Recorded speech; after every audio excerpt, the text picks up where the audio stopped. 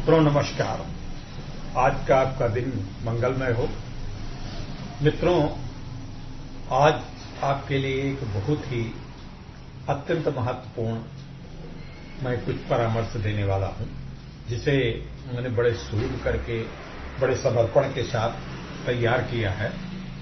और इस तैयार किए गए परामर्श आलेख में मैं कुछ ऐसी बातें आपको बताने वाला हूं जो आपके लिए बड़ी सफलता के सूत्र हैं। जीवन के सफलता के सूत्र, उद्यम के सफलता के लिए तो हैं ही, जीवन की सफलता के लिए, जहां पे आप हर समय व्यक्ति आज कितना कोरोना काल के बाद कितना तनावग्रस्त हो गया है, कितना परेशान है, कितना चिंतन मग्न है, अनिश्चय की स्थिति में है।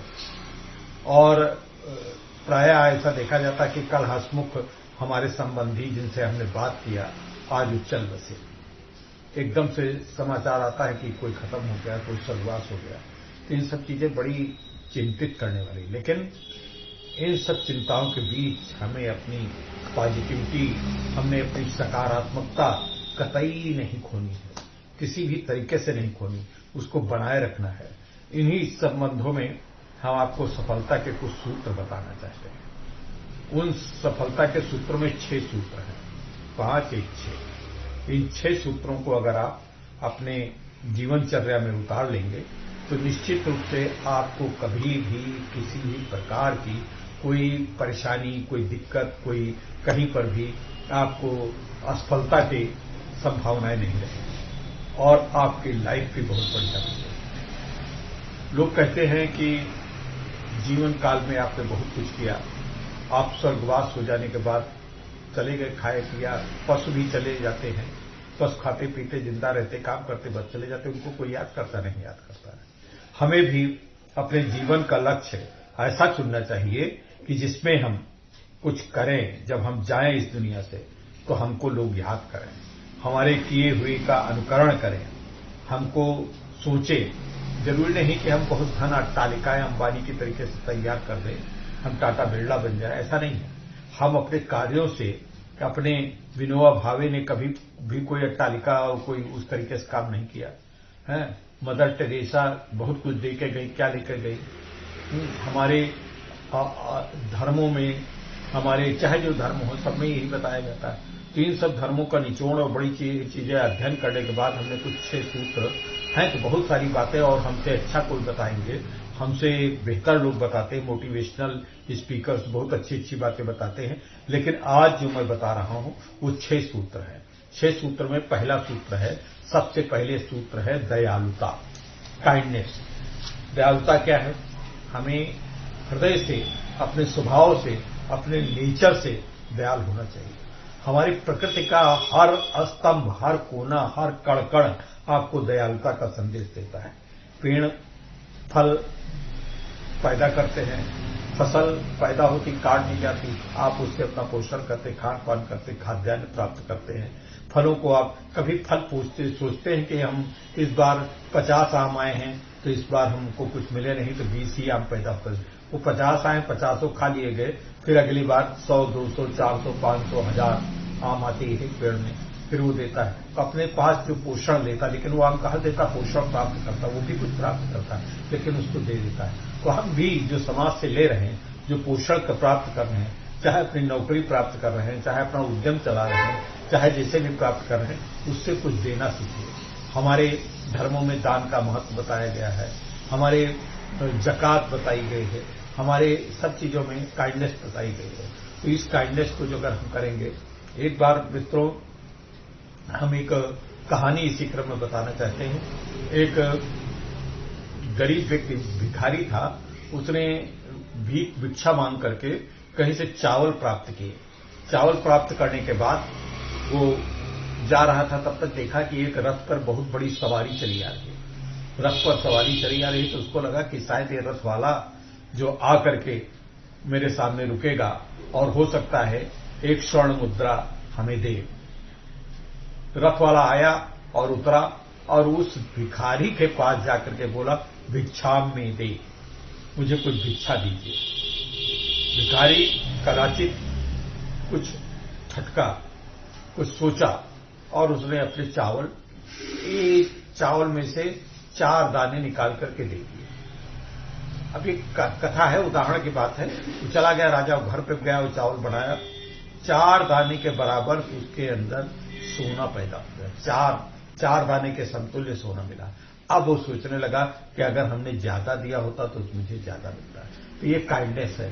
इस काइंडनेस को आपको भी अपनाना होगा। आप जो कुछ, चाहे हमारे दिव्यांग व्यक्ति हों, चाहे हमारे सकलांग व्यक्ति हों, समाज का कोई व्यक्ति हो, जितना हम कमा रहे हैं उससे कुछ न कुछ हमको दान देने के प्रति सोचना ही चाहिए। अभी कोरोना काल में कितने लोग आते जाते थे, कितने मजदूर आए, किसी के पास, हमारे विकलांग साथी ट्रस्ट ने जो लोगों को कुछ नहीं दे पाए, हमारी बहुत सामर्थ्य, धन क्षमता कम है, एक अमेरिकी हमारे संबंधी के मित्र संबंधी के सहयोग से हमने 1 लाख रुपए के सामान बांटा और उसमें हमने किसी को चप्पल जूते दिए, किसी को भोजन का राशन दिया, किसी को कपड़े दिए, किसी के बच्चों के लिए खिलौने उलौने भी बांटे, जो बच्चे जिनके साथ लेकर के आते थे। उसमें हमको तो संतुष्टि मिली, हमारा कोई बहुत बड़ा योगदान नहीं था, हम तो सिर्फ बांटे। लेकिन जिन संबंधी ने हमको भेजा था उनको जो बताया तो बड़े तृप्त हुए, बड़ा ही सुखद हुए, अच्छे व्यक्ति हैं। तो इस प्रकार से दयालुता का महत्व है। दयालुता का महत्व आप सब लोग, चाहे दिव्यांग हो, चाहे विकलांग हो, चाहे सकलांग हो, सबको सीखने की आवश्यकता है। दूसरा, ध्यान। अब ध्यान कोई हम उपासना पद्धति नहीं है। ध्यान कोई किसी धर्म विशेष का अधिकार क्षेत्र नहीं है। ये मानव मात्र का ध्यान है, मेडिटेशन। अब आप क्या है, जब आप बैठिए, चाहे सवेरे उठने के बाद 10 मिनट, 15 मिनट, 20 मिनट, 25 मिनट, जो भी संभव हो, जो सरलतापूर्वक, सुगमतापूर्वक आप कर सकते हैं, उस सुगमतापूर्वक के अंतर्गत ध्यान करें। ध्यान करके हम कोई ईश्वर या ब्रह्मलीन होने की बात नहीं कर रहे हैं, हम दर्शन शास्त्र वो भी करें तो अच्छी बात है। लेकिन इस समय हमें बता रहे हैं, ध्यान होकर के आप अपने अंदर के उसका पारखी बने, निष्पक्ष निरपेक्ष भाव से, कि हमने आज पूरे 24 घंटे में क्या किया, कल हमने क्या किया था, क्या गलत किया, क्या अच्छा किया। अच्छा का प्रतिशत ज्यादा है कि गलत का प्रतिशत ज्यादा है। ये तो हो ही नहीं सकता है कि कोई व्यक्ति हर 100% अच्छा ही अच्छा किए हो, गलत कुछ न किए हो, ऐसा नहीं हो सकता। कुछ न कुछ आपने गलत भी किया होगा, कुछ न कुछ अच्छा भी किया होगा। उनकी समतुल्यता, उसमें समन्वय बनाए और जो गलत किया हो अब आगे न करें, ऐसा सोचने के लिए अपने मन में दृढ़ प्रतिज्ञा करें। अपने आप के ऊपर नियंत्रक स्वयं आप बने, कोई दूसरा आपको नियंत्रक नहीं है। जरूरी नहीं कि जो गलतियां की वो दूसरे बताने की जरूरत, लेकिन आपका मन तो जानता है कि आपने जो गलत किया है वो आपका मन जानता है। तो उस आपके मन आपके ऊपर नियंत्रण करना चाहता है। उस गलतियों को ढूंढे और गलतियों को अब आगे न करने का दृढ़ संकल्प लें। ये ध्यान के अंतर्गत आप करें। ध्यान से अपने मन में ही सोचें, किसी से कहने की जरूरत नहीं, अपने मन में सोचें। अगर आपको याद नहीं रहता कुछ है तो आप डायरी बना लें, उस पर नोट करें। तो डायरी बनाकर नोट करेंगे तो आपको आगे सुगमता है। तीसरा है हमारे अंदर साहसपूर्ण फैसले।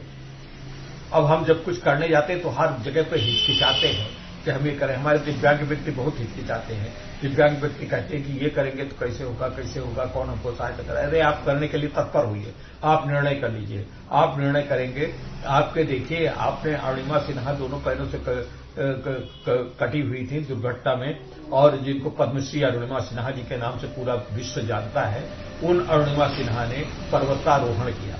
उनके अंदर इच्छा शक्ति थी, दृढ़ता थी, तभी तो उन्होंने साहसपूर्ण निर्णय लिया। तो साहसपूर्ण निर्णय आपको जोखिम भरे हो सकते हैं, हो सकता है आपके निर्णय में असफलता भी आवे, लेकिन एक बार असफलता चीटी ऊपर चढ़ती फिर गिरती, चीटी चढ़ती फिर गिरती, आखिरकार में सफल हो जाती। तो आपको निर्णय लेने होंगे, निर्णय लेकर के उनके ऊपर अटल होकर के विश्वास पूर्वक चलना होगा। और जब चलेंगे तो आपको अंदर खाइयां आएंगी, खंदक आएंगे, कहीं गिरेंगे, कहीं उठेंगे, लेकिन आखिरकार सफलता प्राप्त करेंगे। तो जो खाइए, खंदक में जो चोट लगी है, जो भी दिक्कतें आई हैं, उन सबको तब भूल जाएंगे जब आपको सफलता का अपरिमित आनंद प्राप्त होगा। उस आनंद के अंतर्गत वो विलक्षण आनंद है, वो जो है अकथनीय है, अकल्पनीय है, उस आनंद को प्राप्त करेंगे। और कहीं पर भी आप रुके नहीं, उस आनंद के बाद अगले कदम बढ़ाने का साहस करें। और साहस में जो अगर आप हमेशा ये सोचेंगे अरे घर पर कि इसमें ये जोखिम है, जोखिम तो आपको घर से एक कदम निकलने पर भी जोखिम है। जोखिम तो आपको खाना खाने में भी जोखिम है। खाना खाने जाते हो, खाना पता नहीं कब आपके गले में फंस जाए तो आप मृत्यु हो सकते हैं, तो आप खाना खाना बंद कर देंगे। पानी पीने से या आपका पानी पता नहीं कब आपके छींक आ जाए, तो वो गटक जाए, नाक में चढ़ जाए, कुछ हो जाए, तो खाना खाना बंद कर देंगे। बाथरूम में आप जाते हैं, बाथरूम में कहीं फिसल के गिर न जाए, इसलिए आप बाथरूम जाना बंद कर देंगे। तो इसलिए साहस आपको करना होगा। साहसपूर्ण काम करेंगे तभी आपको आगे सफलता मिल पाएगी। जब तक साहस नहीं अख्तियार करेंगे तब तक आपको सफलता मिलना बहुत ही कठिन है, बहुत ही कठिन है। साहसपूर्ण निर्णय लेने की आवश्यकता है और साहसपूर्ण निर्णय लेने से आप कभी पीछे न हटें। चौथी बात है भरोसे की खोज। आपको ट्रस्ट करना पड़ेगा। ट्रस्ट आप अपने से पहले ट्रस्ट करिए, अपने ऊपर आत्मविश्वास करिए कि हम ये कर लेंगे। आपको विश्वास बनाना होगा। आप अपने यारे मैं नहीं कर पाऊंगा ऐसा नहीं, आप कर लेंगे। और फिर ट्रस्ट दूसरे से सलाह लेंगे, अपनी पत्नी से, अपने माँ बाप से, अपनी बहन भाई से, किसी से जिसको आप भरोसे लायक समझते हैं उससे परामर्श करिए। नहीं भरोसे लायक कोई परिवार में है तो आप मित्रों से सलाह करिए, लेकिन मित्रों से ज्यादा आपके परिवार वाले लोग आपको परामर्श अच्छा दे सकते हैं। परिवार वाले में हो सकता है आपके अंदर मतभेद हो, आपके एक दूसरे के लिए फीलिंग चलती हो, लेकिन कोई न कोई तो आपके परिवार में होगा। आपकी माँ होगी, आपकी पत्नी होगी, तो इनके ऊपर भरोसा करिए। भरोसा करने के बाद भी आपका पुत्र होगा, आपकी बेटी होगी। हमारी तो बेटियां हमको बड़ा परामर्श देती, बहुत अच्छा देती। हमारी पत्नी हमको बड़ा परामर्श देती है। हम चलते हैं तो उस पर पत्नी के बताए हुए मार्ग पर जब चलते हैं तो हमको सफलता मिलती। और कभी भी हमारे बीच में ये अवरोध नहीं बने। हमारी बेटियां हमको सलाह देती, हम उस पर आगे चलते हैं। उन्होंने हमको सलाह दिया कि आप यूट्यूब पर आइए, लोगों को मोटिवेट करिए, घर पर बैठे रहते खाली पिक्चर देखने से तो मतलब नहीं। तो हमको भरोसा करना पड़ेगा। हम जब कोई काम करने जाते हैं और कभी भी ये लक्ष्य न रखें खाली पैसा का उद्देश्य रखें, आत्मसंतुष्टि का, अपने आत्म संतुष्टि और अपने को व्यस्त रखने के लिए भी कुछ काम करिए। तो ये निर्णय आपको लेने पड़ेंगे, साहसपूर्ण निर्णय लेने पड़ेंगे। विश्वास आपको बनाना पड़ेगा। दूसरों के विश्वास से ट्रस्ट करेंगे। ट्रस्ट करने के बाद उसके ऊपर विश्वास, जो कह रहा है उस पर विश्वास करिए। विश्वास करने के लिए आप उसका समतुल्यता, उसका परख लें, आप उसकी असेसमेंट कर लें। असेसमेंट करने कि इसका विश्वास कैसा है देख। लेकिन जहां तक आपको विश्वास, जब आप किसी चीज पे अनिर्णय की स्थिति में हो तो आप दूसरे से परामर्श लेकर के उसके विश्वास को आप प्रयास करें कि उसके विश्वास पर चलें। ठीक है। फिर प्रेरित जीवन। आपके जीवन में बहुत सी बड़ी महान हस्तियां आई। भारत तो महान हस्तियों का देश है। रामचंद्र जी है, मोहम्मद साहब है, सीता रामकृष्ण है, भगवान है, सब कुछ है, ईसा मसीह जी हैं। ये धार्मिक चरित्र हैं। लेकिन आपके जीवन में सामाजिक चरित्र में मदर टेरेसा है, शंकराचार्य है, बहुत सारे ऐसे हैं जो आपके स्वयं अरुणिमा सिन्हा जी हैं। इस प्रकार से आपके पैरा ओलंपियन हैं, बहुत सारे नाम हैं।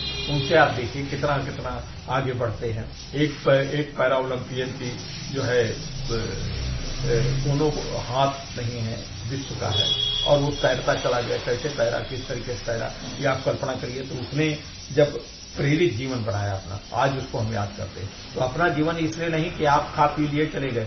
आपके स्वर्गवास होने के बाद भी, आपके मर जाने के बाद भी, आपके दुनिया से विदा हो जाने के बाद भी आपको लोग याद रखें, ऐसा जीवन बढ़ाइए। और ऐसा जब जीवन बढ़ाएंगे तो आप इतिहास पुरुष बनिए। महात्मा गांधी जी जब यहाँ पे थे तो उन्होंने ये नहीं सोचा था कि अपने को करें। वो बहुत बड़े उद्योगपति, बहुत बड़े मिलियनायर बन सकते थे, नहीं बने। मिलियनायर बनते तो वो चले जाते, यहीं पर रह जाता, सब कुछ मिलियनायर थे। ठीक है। आज महात्मा गांधी को पूरा विश्व, पूरा युग याद करता है, सबको याद करता है, सब कुछ करते हैं। किस तरीके से करते हैं? क्योंकि उन्होंने दूसरों के जीवन दिया, देश के लिए दिया, सब कुछ किया। जब तक आप अपनी सोच को इस प्रकार का नहीं बनाएंगे तब तक आगे नहीं बढ़ सकते। अंतिम है अपनी ताकत पहचानें। हर व्यक्ति के अंदर एक शोध किया गया है, हर व्यक्ति के अंदर एक नैसर्गिक ताकत होती है। नैसर्गिक माने स्वयं की प्रभु ने हर व्यक्ति को जो बनाया है तो उसमें एक ऐसी क्षमता विकसित की है। अगर वो पढ़ा लिखा नहीं है तो बहुत सी चीजें ऐसे कर सकता है जिसमें कोई दूसरा कर ही नहीं सकता है। हमारे गांव में एक व्यक्ति था और बहुत सारे लोग किसी चीज से हार जाते थे तब वो करके देता था। बहुत लोग, एक आंवला का पेड़ था, बहुत लंबा था, बहुत बड़ा पेड़ था, आपको याद है।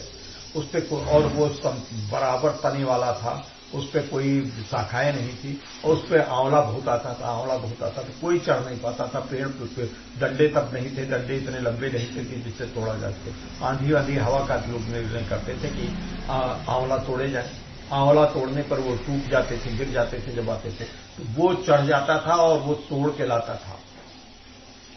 तो वो अब तो स्वर्गवास हो गया, लेकिन आज भी उसके इस जो अपनी ताकत जो उसने पहचानी, उस ऊर्जा की ताकत को आज भी हम याद कर रहे हैं और आप लोगों से साझा कर रहे हैं। उस व्यक्ति को कल्लू खा नाम था। तो इस प्रकार से हमें इन बातों पे चलेंगे तो हमें अवसाद नहीं रहेगा। हमारे अंदर जो है कभी भी किसी भी प्रकार की अनिर्णय की स्थिति नहीं रहेगी। तो मित्रों, आज आपका ये वीडियो कैसा लगा, आप अपनी राय दें, ताकि हम आपके लिए बहुत मेहनत करके अच्छे काम कर सकें, बहुत आगे आपको बढ़ा सकें। जय हिंद, नमस्कार। आप खुश रहें। दीपावली आ रही, उसके लिए तैयारियां करते रहें। आपको दीपावली बड़ी मंगलमय हो। एक दीपावली पर भी एक हम कार्यक्रम बताएंगे कि कैसे करना, किस तरीके से करना, जल्दी बताएंगे। और उससे जो बढ़िया है, ठीक है, बहुत अच्छा, बहुत नमस्कार। खुश रहें, बहुत प्रसन्न रहें, बहुत हंसते रहें, मुस्कुराते रहें। कभी भी कुंठाग्रस्त मत बने कि मतलब ये नहीं वो नहीं, ये ठीक है। नमस्कार, आपका दिन शुभ हो। जब कोई इंसान इस दुनिया से चला जाता है तो उसके कपड़े, उसके बिस्तर, उसके द्वारा इस्तेमाल किया गया उसका सारा सामान भी हम उसी के साथ घर से विदा कर देते हैं। पर उसके द्वारा कमाया गया धन, दौलत, प्रॉपर्टी, उसका घर, उसके जेवर, इनको क्यों नहीं छोड़ते, बल्कि इनको तो ढूंढते हैं। वसीयत की मरने वाले से ज्यादा चिंता होती है। इससे पता चलता है कि रिश्ता किन चीजों से था। कमाना ही है तो पुण्य और नाम कमाओ। ये वो दौलत है जिसे कोई चुरा नहीं सकता, जिसे कोई ले जा नहीं सकता। ये तो मरने वाले के साथ ही जाती है।